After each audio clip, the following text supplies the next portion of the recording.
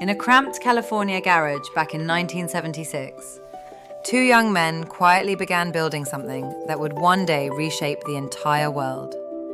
Steve Jobs and Steve Wozniak shared one wild, unshakable belief: that a personal computer could someday belong inside every ordinary home on Earth. They built their very first machine, the Apple I, entirely by hand, soldering it together and selling each one for around $500. Just a year later, the Apple II arrived.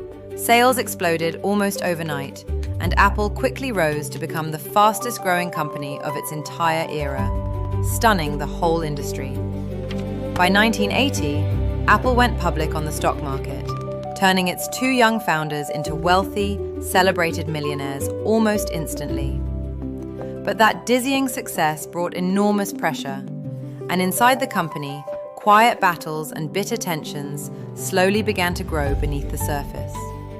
In 1984, Apple unveiled the Macintosh with a legendary Super Bowl commercial that the whole watching world would never quite forget. The Mac introduced everyday people to the computer mouse and a friendly graphical screen that anyone, anywhere, could instantly understand and enjoy. Yet despite the excitement, the Mac's sales stumbled badly, and the simmering tensions inside the company finally began to boil over completely. In 1985, after months of conflict, Steve Jobs was forced out of the very company that he himself had helped create. Without him, Apple drifted through a decade of confusion. Products multiplied, quality slipped, and profits began to vanish. By 1997, Apple was just weeks away from bankruptcy. In a desperate move, the board brought Steve Jobs back. He returned with a ruthless clarity about what Apple should be. He slashed the messy product line down to just 4 machines. Then he accepted a shocking investment from rival Microsoft. That lifeline gave Apple the time it needed to survive. In 1998, the colorful iMac reminded the world that Apple was alive. Design became the beating heart of everything the company made. In 2001, Apple opened its first retail stores against all advice. That same year, it released a small white device called the iPod. 1,000 songs in your pocket transformed how the world heard music. The iTunes Store followed and reinvented the entire music industry. Apple was no longer just a computer company. Then, in 2007, Steve Jobs walked onto a stage in San Francisco.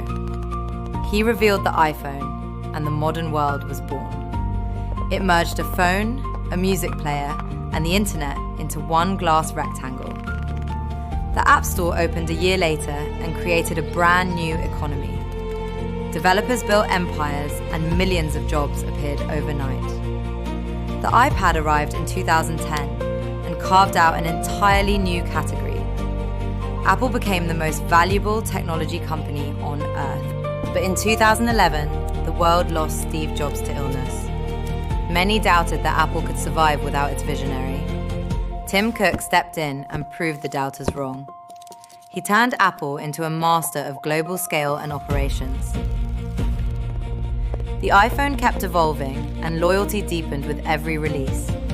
Apple built a fortress of devices that worked seamlessly together. The Apple Watch and AirPods opened powerful new markets. Services like the App Store became a river of steady income. Customers no longer bought products, they bought into an ecosystem. Profits climbed to heights no company had ever reached. In 2018, Apple became the first company worth $1 trillion. A business born in a garage now towered over the entire world. Its secret was never just technology, but relentless focus and design. Apple proved that how something feels matters as much as what it does. From a wooden workbench to a $1 trillion empire, the story of Apple remains the greatest comeback in business history.